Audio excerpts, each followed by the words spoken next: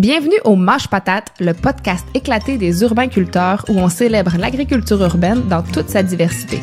Des techniques de culture aux projets innovants, en passant par les enjeux et défis du milieu urbain, on réfléchit avec vous, on en jase avec nos invités et on se fait aller Mâche Patate! Bonjour, bienvenue à Mâche Patate, le podcast de l'agriculture urbaine. Mâche Patate est un projet des urbainculteurs, organisme à but non lucratif qui promeut l'agriculture urbaine et le jardinage depuis 2009 par l'action, la sensibilisation et l'offre de produits adaptés. Je suis Marie-Hélène Dubé, votre co-animatrice, en compagnie de Marie-André Asselin. Salut! Salut Marie-Hélène, comment ça va? Ça va bien, toi? Moi, ça va super bien parce que aujourd'hui, on débute une série d'épisodes pour lesquels on est sorti de Québec. On a décidé de faire un petit road trip. On se trouve présentement à Montréal où on sait que l'agriculture urbaine est absolument florissante. Il y a plein de projets stimulants. Les jardins sont tellement nombreux. Il y a donc, bien sûr, plusieurs personnes intéressantes à vous faire rencontrer. Oui, c'est sûr qu'on aurait pu simplement faire ça par téléphone, c'est déjà arrivé, puis ça arrivera sûrement dans le futur encore, mais quand on est capable de rencontrer des personnes en face, ça mène toujours à des plus intéressantes discussions, sans parler évidemment de la qualité du son qui est meilleure pour vos oreilles, vos douces oreilles qui nous écoutent. En tout cas, on espère que c'est meilleur parce qu'on n'est pas dans notre super studio habituel qui est aussi connu sous le nom de la cuisine à Dominique. Donc, on espère que le son est correct pour vous. Puis, parce que vous allez avoir un petit bout là à nous entendre ici. Effectivement, parce que cet épisode, c'est le premier de 7 qu'on va enregistrer dans la métropole. Donc, pratiquement presque toute la série Mâche Patate jusqu'à Noël va être enregistrée ici. Oui, d'ailleurs, c'est notre 3e saison déjà, en autant qu'on décide de séparer ça en saison. Là, mais ça va faire un an là, dans une semaine qu'on a lancé Mâche Patate, donc c'est fou déjà, ça va vite. Mais alors vous vous doutez bien qu'on ne sera pas vraiment à Montréal jusqu'à Noël, mais on a décidé de faire vraiment un blitz de podcast. On en enregistre 7 en 2 jours. Donc, on s'excuse d'avance si nos cerveaux ont l'air de virer en jello pour les derniers épisodes. Mais c'est ça veut pas dire qu'on peut pas enregistrer des petits extraits plus tard. Donc, encore une fois, on voudrait vous inviter à nous écrire à marche-patate@urbainculteur avec un s.org pour nous envoyer vos questions. On aimerait bien vous répondre dans des épisodes futurs. Donc, envoyez-nous vos questions, toujours avec votre nom et la région ou la ville d'où vous venez à marche-patate@urbainculteur.org. Yes. Puis là, on lance donc notre mini-série montréalaise avec quelqu'un dont vous reconnaîtrez peut-être la voix si vous êtes des fans de Mâche Patate depuis le début puis que vous êtes des vrais de vrais. Elle est déjà intervenue dans l'épisode 4 sur la conservation des semences en tant que coordonnatrice du volet francophone de l'organisme Semences du patrimoine. Mais aujourd'hui, c'est aussi pour son chapeau d'entrepreneur et de semencière qu'on discute avec Lynn Bellemare de Terre Promise, semencière artisanale. Bonjour Lynn. Bonjour. Re-bienvenue à Mâche Patate. Merci. Bonjour Lynn. Justement, avant le début de l'enregistrement, tu nous as dit que quand tu étais enfant, toi, les légumes, c'était vraiment pas ta tasse de thé, si je peux dire. Donc, est-ce que tu pourrais nous expliquer un peu ce qui t'a amené à devenir semencière, dans le fond, à consacrer ton existence aux légumes? Effectivement, non, quand j'étais jeune, j'étais assez difficile là-dessus, puis c'est pas une passion nécessairement de jeunesse, c'est vraiment en étant adulte que je me suis tournée vers j'ai commencé dans les jardins communautaires à Montréal.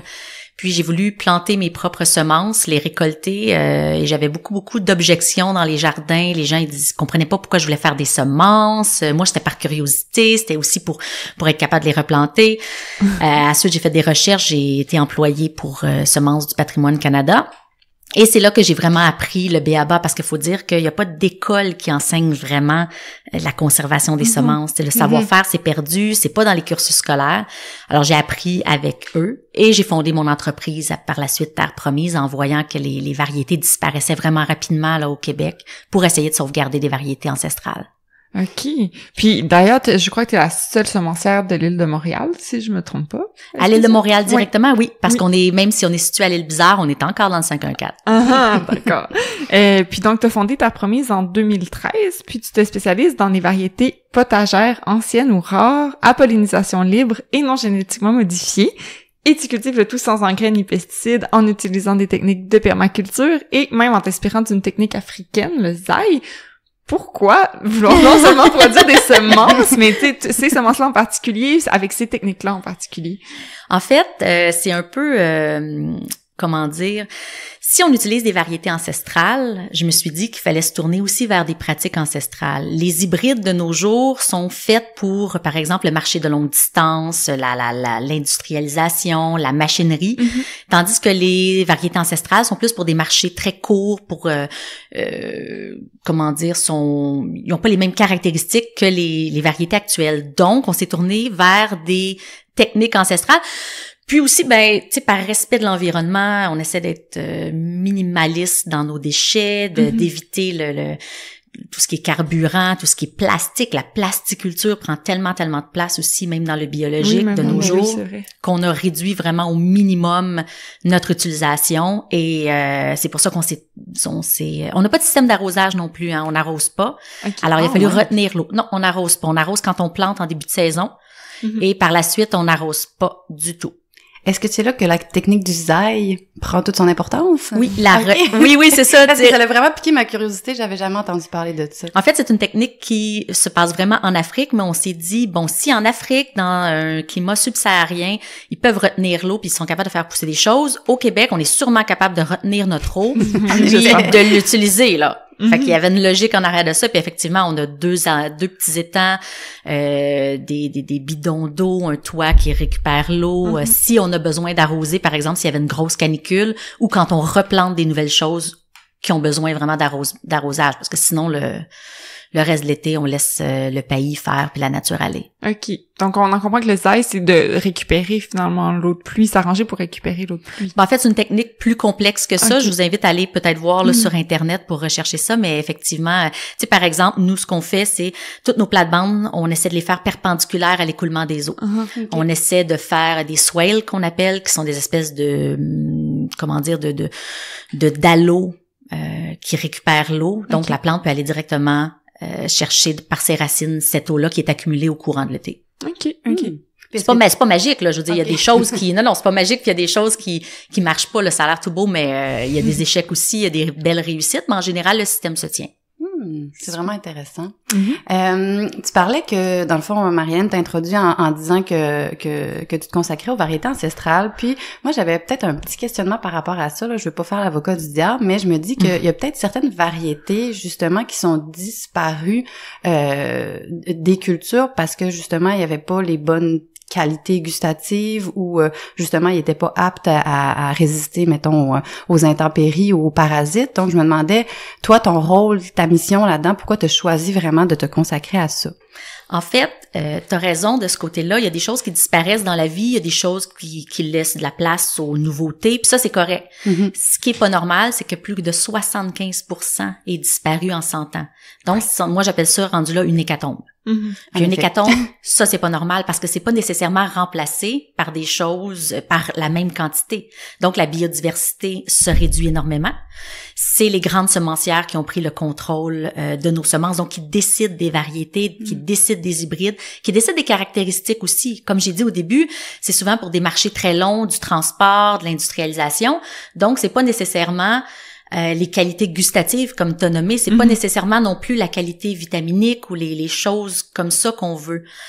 Pour des marchés plus courts, on peut se permettre cette biodiversité-là. Puis c'est aussi la sécurité alimentaire. Notre sécurité alimentaire, elle disparaît, ben c'est un des piliers du système qui disparaît aussi. Et dans le fond, il y a beaucoup, pour les variétés actuelles, si je comprends bien, il y a beaucoup une prérogative de conservation. En fait, il faut que en fait, de conservation des aliments. Les aliments aujourd'hui, il faut qu'ils puissent franchir des distances qui sont extrêmement grandes, donc il faut pas qu'ils se dégradent dans le transport. Faut pas qu'ils se dégradent, faut que tu sois capable de les mettre sur un étal, faut qu'ils répondent à certains critères aussi de mode, des critères de beauté actuelle, la tomate très ronde, très rouge, tu mettras pas une tomate craquelée, des critères, plusieurs critères comme ça aussi. Les familles étaient plus grandes autrefois, il y avait des courges beaucoup plus grosses, les courges sont beaucoup plus petites de nos jours sur les étals. Ben oui. Les serres pour que faire des hybrides pour les serres au lieu de les faire en plein champ, plein de choses comme ça qui font que les sélections végétales maintenant sont différentes d'autrefois. OK. Puis ça fait quelques fois que tu mentionnes, tu sais, les hybrides. On a parlé de semences à pollinisation libre. Nous-mêmes, on essayait de comprendre, là, tu sais, la diversité entre fixe, hybride, OGM, pollinisation libre. Est-ce que tu peux nous éclairer comment ça marche, les semences? Oui. Rapidement, on a les OGM d'un côté. Ça, je pense que j'ai pas besoin d'expliquer. Les gens savent que c'est deux espèces différentes mises ensemble. De l'autre extrême du continuum, on a les pollinisations libres, qui sont aussi appelées heirloom, patrimoine ou paysanne, des semences paysannes. Okay, c'est une semence qui, selon, je tourne un peu les coins ronds, mais que tu plantes, qui va donner la même chose d'année après année. Si tu plantes un haricot jaune, il va donner un haricot jaune si tu respectes certaines règles de distance, tout ça, année après année après année. L'hybride, le mot hybride veut tout simplement dire mélange. Donc, ça peut être un haricot ayant certaines caractéristiques, je dis n'importe quoi, mais un haricot jaune avec un haricot vert, qui va donner, mis ensemble, un haricot X, dont on a la recette de la parentalité, et qu'on aime beaucoup parce qu'on prend les deux caractéristiques des parents qu'on aime et on les met ensemble. Là, ça a l'air bien beau. Je fais de l'hybridation moi-même sur ma ferme. Je veux dire, je mélange des espèces, des variétés, pour être capable d'en créer des nouvelles. Ça va être les variétés ancestrales de demain. Mais quand je parle des hybrides de laboratoire, des hybrides de grosses compagnies, c'est des plantes dégénérées qu'on a mis ensemble, dont on sait la recette et naturellement on la divulgue pas. Et ces plantes-là sont soit stériles ou soit que quand elles se reproduisent, elles donnent beaucoup de diversité de n'importe quoi. Donc on peut pas réutiliser les graines. Alors, quelqu'un qui achète d'une compagnie des hybrides, c'est écrit souvent sur le sachet F1 ou H1, Hybrid One ou First Generation One, à ce moment-là, ne peut pas reproduire les plantes en ayant, comme j'ai dit au début, un haricot jaune à chaque année. Alors, on est obligé de les racheter. Ouais. Diminution de sa sécurité alimentaire, diminution de ses propres décisions. Et si ces compagnies-là ont des variétés qu'on aime beaucoup, par exemple, qu'on fait en champ, puis l'agriculteur les fait, les aime bien, sont adaptés à son milieu, par exemple, et là, que la compagnie ferme ou décide de changer parce que c'est plus à la mode, mais là, il faut que tu recommences avec d'autres semences aussi que t'es pas habitué, une variété qui fera pas. C'est un danger. Trop dépendant. Très dépendant. Mais mettons moi à la maison, si j'achète des F1 puis que je suis prête à vivre avec l'espèce de possibilité d'avoir, mettons, des haricots foufou l'année d'après, est-ce que je pourrais quand même récupérer mes semences puis les replanter? Oui. Mais j'ai aucune garantie. Aucune garantie. Donc, peut-être que le quart de tes tomates vont être super savoureuses, le quart vont être pâteuses, le quart vont être géantes, vont tomber, puis le quart vont craquer. Mais c'est un choix. Oui. ben, j'imagine que sur grande échelle, ça devient plus un enjeu, là. Oui, quand c'est de la production puis que c'est pas du jardinage à la maison. Ouais. Puis si je peux me permettre de rajouter aussi, le système idéal, ça serait un système où l'agriculteur ou le jardinier pourrait choisir. Tu veux t'en aller vers les hybrides parce que c'est plus stable, parce que tu veux acheter en gros, et parce que aussi on n'offre pas au Québec, les petits semenciers ont pas assez de quantité pour fournir. Aucun problème, mais aie un choix éclairé et sache ce que t'achètes puis de qui il provient. Puis en fait, tu as parlé de pollinisation libre, puis aussi tu as mentionné les distances d'isolement. En fait, moi je connaissais pas ça du tout avant. Dans ma tête, tu sais, dans mon jardin, je peux tout récupérer puis tout va être beau, mais finalement c'est quand même un petit peu plus compliqué que ça. Fait que je sais pas si tu pourrais nous introduire au monde des distances d'isolement pour récupérer ces semences. En fait, ce qui arrive, par exemple, à Terre Promise, sur notre terre, on a des tomates à toutes les X mètres. Les gens, des fois, ils viennent visiter puis ils disent « Ouais, mais pourquoi vous avez pas toutes mis vos tomates d'un côté? Beaucoup plus facile pour la cueillette. » Tu sais, on sait ça, tout ensemble, c'est plus facile, tout ça. Mais sont vraiment distancés pour que les abeilles puissent pas nécessairement mélanger facilement les variétés. Là, je fais un résumé là pour que les auditeurs puissent comprendre. Il y a selon chaque légume, il y a une certaine distance pour empêcher les mélanges. Le but d'empêcher les mélanges, c'est que si une variété a sélectionné, par exemple, la tomate Savignac, elle est rose, elle est belle, elle est super ronde, on l'aime pour sa saveur, puis ça, par exemple, elle tient bien contre les insectes, elle se défend bien. On veut garder ces caractéristiques-là. Si ça se mélange, on va arriver avec des hybrides qui peuvent créer des nouvelles variétés. On en crée, nous aussi. On a une tomate Minuit à Montréal. C'est une variété qui est née chez nous, puis on l'a améliorée au fil du temps, qui est super bonne. Mais si je veux vendre de la Savignac, si je veux avoir de la Savignac dans mon jardin, il faut que je laisse quelques mètres entre chaque variété pour être capable de garder la pureté variétale. OK.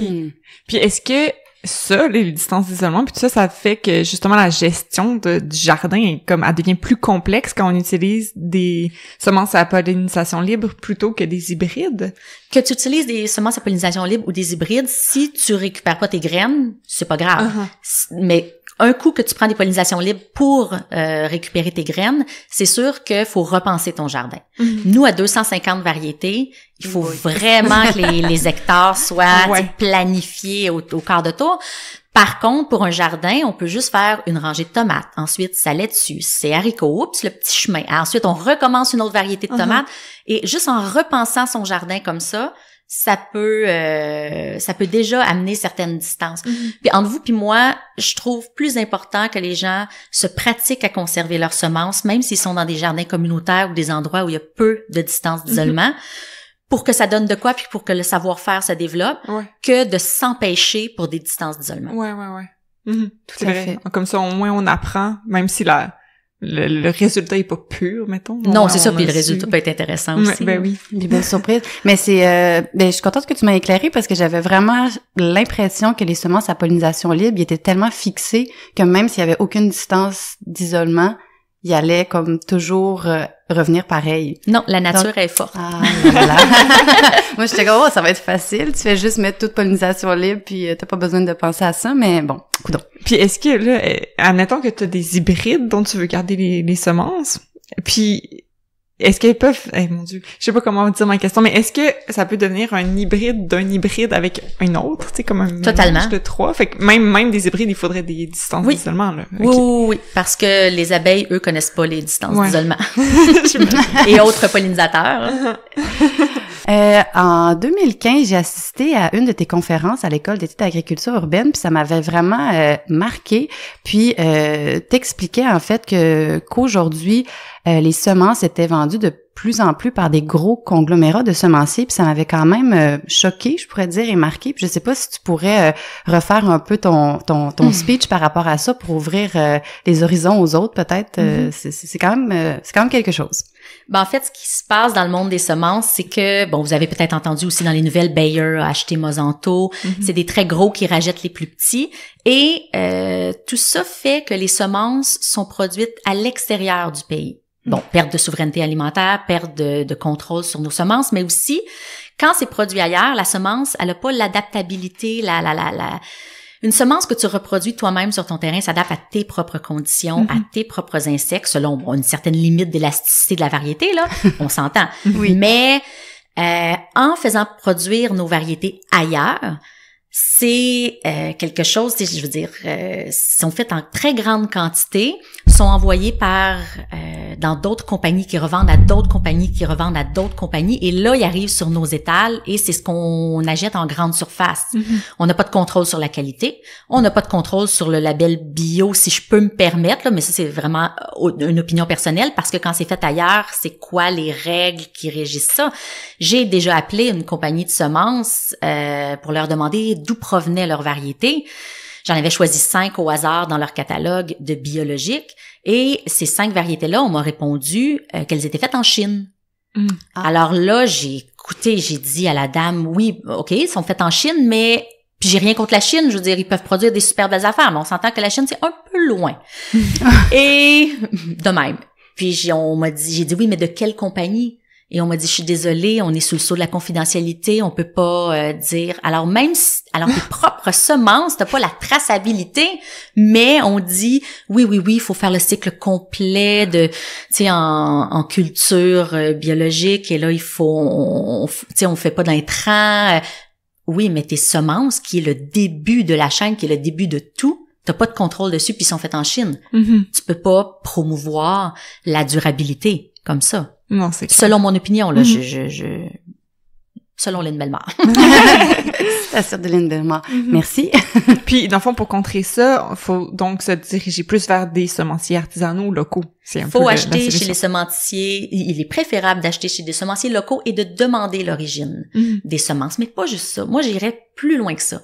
Quand vous achetez des légumes au marché, quand vous achetez des légumes dans votre panier de famille, de fermier de famille, n'importe où, demandez donc c'est quoi la variété de légumes que vous achetez. Demandez donc ça vient d'où la semence? Parce que souvent, ils connaissent même pas leur variété, ils connaissent pas. Ça va commencer à éveiller les esprits, puis là, on va pouvoir aller plus loin là-dedans. C'est vrai, ouais. S'ils voient que les consommateurs, finalement, sont curieux puis inquisiteurs un peu, ils vont commencer à regarder eux-mêmes d'où ça vient.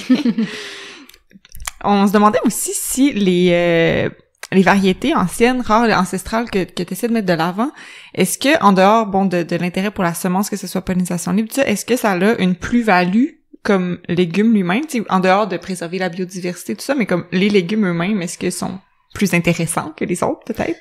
En fait, ils sont plus intéressants selon certains points. Comme j'ai dit, aujourd'hui, les légumes sont sélectionnés pour leur fermeté, leur transport, tout ça. Avant ça, ils étaient beaucoup sélectionnés pour leur saveur, pour leur goût, dépendant du fermier qui les faisait, de l'agriculteur. Et tu sais, manger diversifié, là, c'est la clé, hein, on le dit. Mais quand tu as plusieurs sortes de tomates, tu vas aller chercher plusieurs vitamines, tu vas aller chercher plusieurs minéraux, plusieurs choses que si tu as toujours la même. Donc, manger varié, ça veut pas dire manger une tomate, des concombres, de la laitue. Ça veut aussi dire d'avoir plein de sortes de variétés. Non seulement dans le jardin, ça va être plus résilient, parce que si une année, il y en a une qui... tu sais, on a un petit peu de maladie sur une des variétés au jardin, mais bon, c'est pas grave. Dans les tomates, on en a 22 autres variétés qui poussent à côté. Ça va, tu sais. Alors, non seulement c'est résilient pour le jardin, mais c'est résilient pour notre santé, parce que ces légumes-là nous apportent beaucoup plus. Puis moi, je pense, mais ça, c'est vraiment une théorie que j'ai personnellement, que moi, en les arrosant pas, en mettant pas de pesticides, pas d'engrais chimiques, en utilisant que du fumier de chèvre, des copeaux de bois, des feuilles mortes, ben les légumes vont chercher plus, ont moins d'eau, hein, parce que quand t'arroses, quand t'as des hybrides, ça grossit plus, mais t'es obligé d'arroser plus, d'avoir plus d'intrants. À ce moment-là, je trouve que le goût est beaucoup plus concentré, puis probablement que les vitamines aussi. Fait que je pense que c'est ça qu'on va chercher avec des variétés ancestrales. OK. Super. On parlait un peu de l'intérêt pour la biodiversité. Bon, comme tu dis, là, c'est 75% de moins de biodiversité au niveau végétal. J'imagine que c'était de ça que tu parlais. Oui. Puis, est-ce que ça a un impact aussi, comme de préserver plus de biodiversité, de semences, tout ça, comme ça, sur la biodiversité d'insectes, sur les pollinisateurs? Est-ce que ça a un rôle à jouer là-dedans aussi? C'est certain qu'avoir plusieurs variétés, plus on s'éloigne de la monoculture, plus on a un gros avantage. Nous, sur notre parcelle, on travaille aussi avec plusieurs matériaux. On laisse les roches là, on met des bio de bois, tout ça, ce qui fait qu'on a des insectes, des araignées, des couleuvres, des lapins, on a name it, on a des choses là, vraiment. Toujours, je rappelle aux auditeurs qu'on est dans le 5-1-4. Mais il y en a certains qui nous nuisent un peu, mais ça a tendance à se contrebalancer quand même assez facilement. Puis je pense qu'en ayant plusieurs variétés, on a plusieurs fleurs, hein, ça prend des insectes aussi pour faire des graines, parce que on a plusieurs fleurs, ce qui fait que les insectes pollinisateurs, ils sont très attirés par ça. Puis il faut juste pas oublier que c'est pas juste de les nourrir, c'est aussi de l'habitat, de les laisser habiter l'espace. Donc en ne rotocultant pas, en touchant pas notre sol, en laissant des débris, peuvent passer l'hiver, et à ce moment-là, ils peuvent profiter de la nourriture qu'il y a en été. D'ailleurs, on a déjà construit une petite serre, puis quand on est arrivé pour la mettre, on est en train de la construire, puis on s'est rendu compte qu'il y avait un nid de bourdons dans le sol. Mais là, j'étais pas pour déplacer la serre, mais j'étais pas pour déplacer le nid non plus, j'étais pas pour les tuer, je pouvais pas, donc on a construit vraiment autour. Oh mon on a Dieu. laissé, là, tout le monde était comme, mais qu'est-ce que tu fais avec une cage en bois dans ta serre? Non, c'est pour les bourdons. Fait qu'on est comme ça, mais à quelque part, ça nous rendait service aussi. Ils sont venus polliniser nos tomates. Ben oui. Ben oui, c'est ça. Je veux dire, dans les serres, en général, des fois, ils mettent des boîtes avec des bourdons Oui, pour faire la pollinisation. c'est C'est comme inclus. si t'avais ta boîte de bois déjà intégrée à la serre. C'est Fait vrai. que pourquoi pas? C'est cool. Ouais. Puis, est-ce que tu aurais comme des belles histoires, des beaux exemples de légumes, peut-être en des variétés ancestrales ou quelque chose que tu peux nous raconter? Ou que t'aurais redécouvert Ouais, toi-même. peut-être. En fait, j'aimerais ça parler du maïs d'Antoine d'Avignon, qui est le maïs canadien blanc. OK. Monsieur Antoine d'Avignon, c'est quelqu'un qui faisait partie des semences du patrimoine Canada. Il est malheureusement décédé aujourd'hui. Et il y a quelqu'un qui lui a remis du maïs. Et outre le maïs des Premières Nations, qui ont encore, eux, leur maïs à farine, c'est le dernier maïs à farine qu'on connaît maintenant, qui étaient à nos arrière-grand-mères et qui faisaient nos arrière-grand-mères faisaient de la farine avec ça. Tout le monde avait leur maïs. Ça faisait partie de la culture. On moulait le grain. Puis on faisait des crêpes, on faisait du pain, on l'utilisait comme farine, c'est super populaire. Aujourd'hui, c'est en voie de disparition, il y a plus beaucoup de semenciers qui vendent du maïs à farine. Les gens sont pas intéressés d'en acheter. Qui a un moulin à farine dans la Effectivement. C'est ça, donc c'est plus difficile. On parlait de la disparition des variétés, ben la culture, le changement de culture a fait aussi la disparition de certaines variétés. Ce maïs-là est super précieux. Parce que la génétique qu'il y a dedans, mais pourrait servir à créer d'autres variétés dans le futur pour s'adapter justement au changement climatique, aux aléas qui vont arriver plus tard. On le garde, on continue à le faire pousser. Moi, je fais personnellement de la farine avec. Les crêpes le samedi matin sont tellement bonnes. Et mais c'est ça, puis tout ça pour dire que c'est précieux, mais on fait pas grand-chose avec, outre le consommer nous-mêmes et en garder la variété. Mais je pense que c'est pas juste sur les épaules des semenciers que ça devrait tomber, cette mission-là. C'est aux agriculteurs aussi, c'est aux gens, c'est aux fermiers de famille de prendre des variétés, d'en prendre soin, de les protéger parce que c'est notre valeur pour le futur. Oui, tout à fait. Mais d'ailleurs, ça me fait réaliser que, tu sais, dans ma tête, c'est ça, c'est tellement disparu de nos champs puis tout ça, du maïs à farine que, tu sais, dans ma tête, c'était juste comme propre au sud de manger des choses à base de farine de maïs, là, comme plus, genre, cliché, là, mais comme au Mexique, là, mettons. J'avais même pas pensé qu'on avait déjà eu ça. Oui, tout à fait. Il y a plein de choses comme ça. Les premiers colons qui sont arrivés, ils cultivaient des pois. Mais des pois. Les colons français étaient appelés pissous par les anglophones. Je savais pas.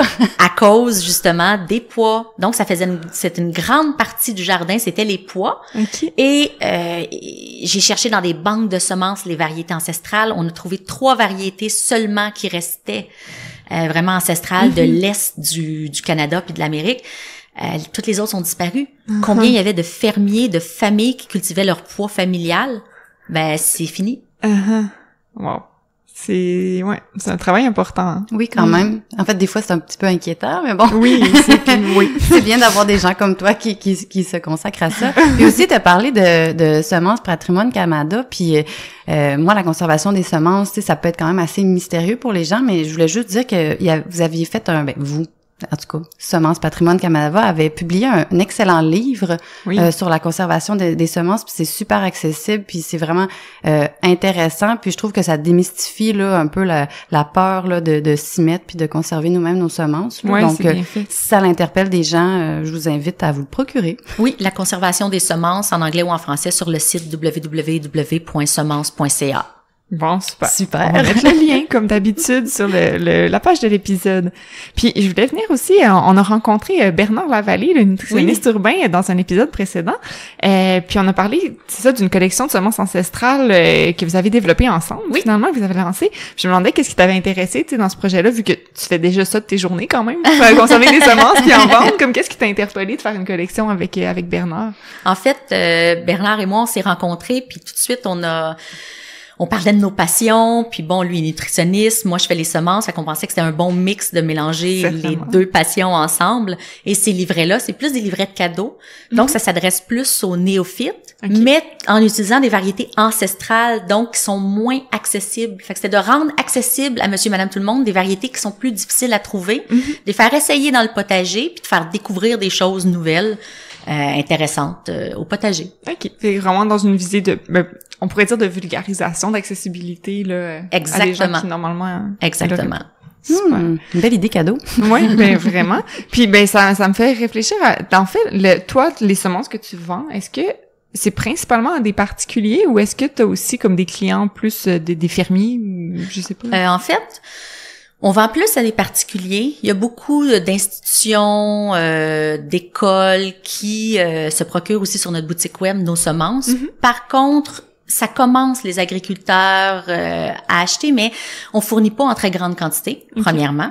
Deuxièmement, les agriculteurs veulent plus tendre vers des hybrides, même dans le bio, pour la stabilité.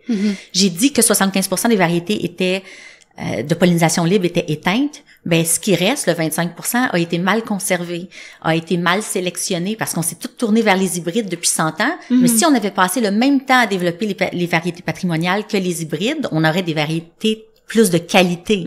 Nous, ce qu'on travaille, c'est à resélectionner encore pour arriver à une belle qualité.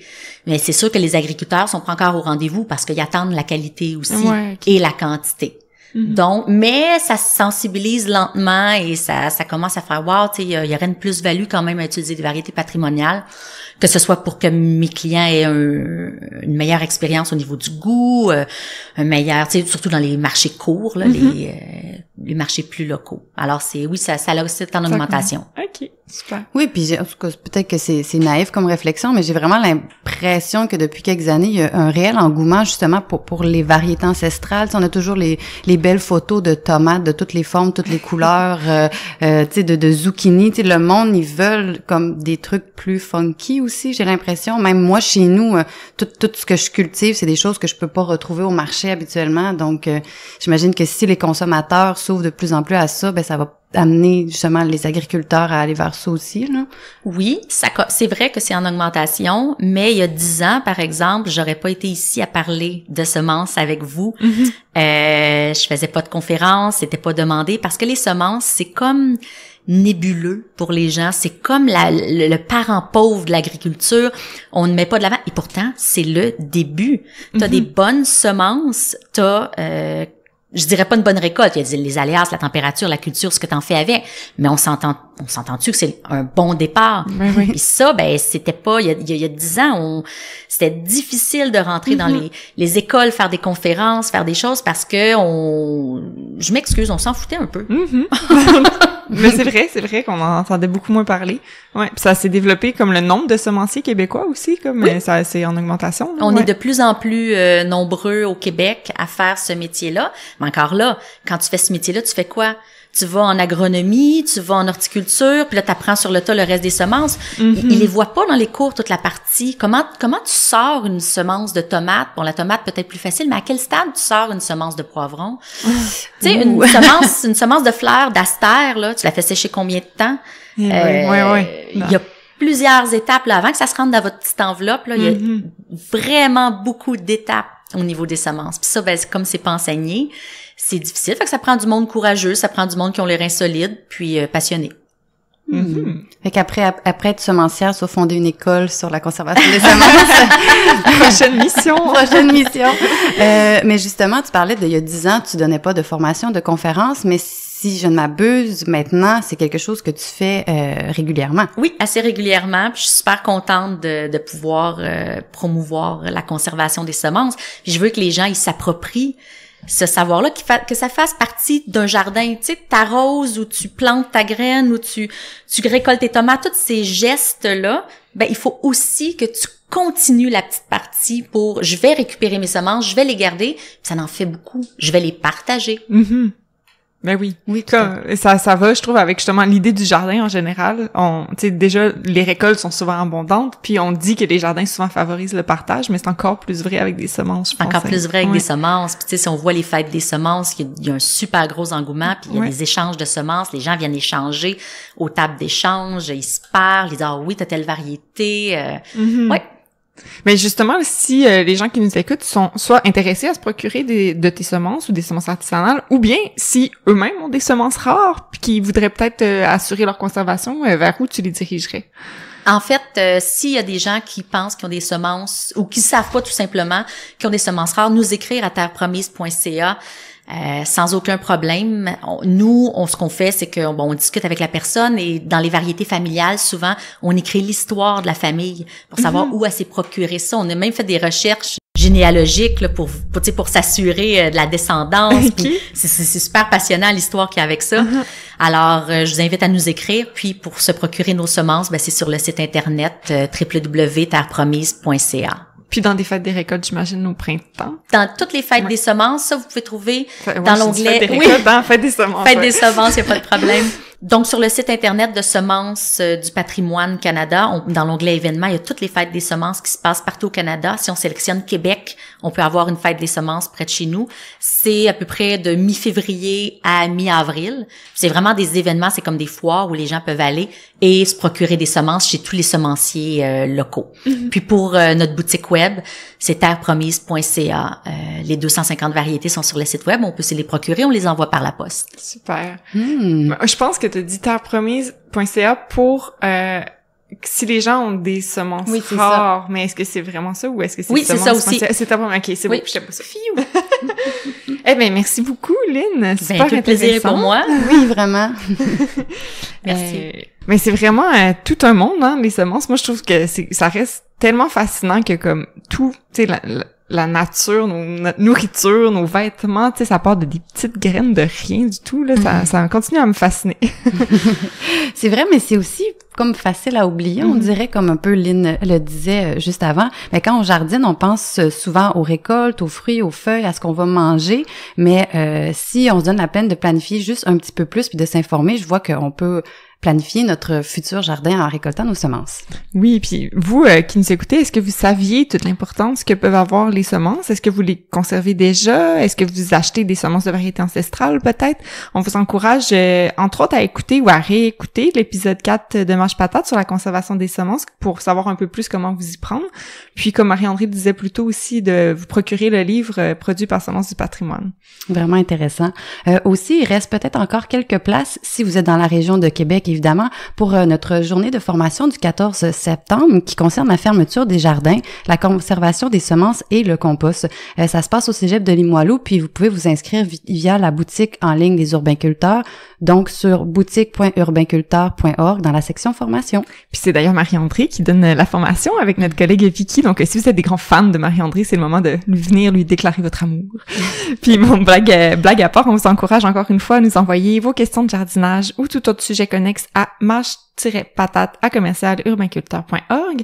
Puis si vous aimez notre podcast, merci de nous laisser des bonnes notes et des commentaires sur votre plateforme d'écoute. Puis n'hésitez pas à partager nos épisodes et à en parler autour de vous. Merci encore à Lynn Bellemare d'avoir pris du temps en cette période de récolte. Tu dois être quand même assez dans le jus pour venir nous parler. Puis merci d'avoir été là. On se retrouve dans 2 semaines pour un autre épisode montréalais de Mange Patate. Bye bye. Bye. Bye.